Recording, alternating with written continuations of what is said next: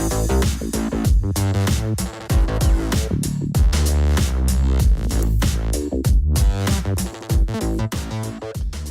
au Salon des entrepreneurs Nantes Grand Ouest. Jean-René Carloc, bonjour. Bonjour. Vous êtes le bâtonnier du barreau de Nantes, Exact. un avocat.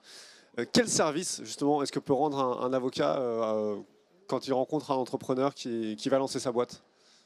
Alors, pour commencer, c'est faire l'inventaire de tout ce qui va lui être utile sur le plan à la fois juridique, économique, pour la création de son entreprise, recenser les éventuelles aides dont il peut bénéficier, trouver la structure qui va être la mieux adaptée en fonction de la stratégie qu'il s'est fixée pour son entreprise, résoudre les éventuels contentieux, mais il faut toujours espérer qu'on va éviter d'y être confronté, et donc faciliter la création de cette entreprise à tous les niveaux.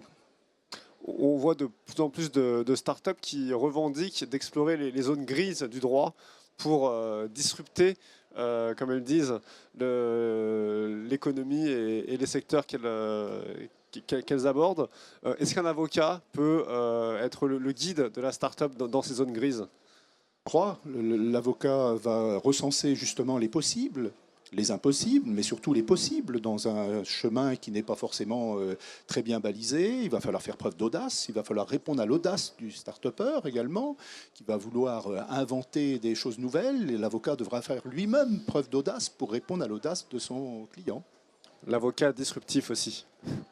C'est envisageable, mais toujours dans le respect évidemment d'une déontologie qui est la garantie à la fois pour le client comme pour les tiers de ce que le conseil qui aura été donné sera adapté à l'intérêt de l'entreprise.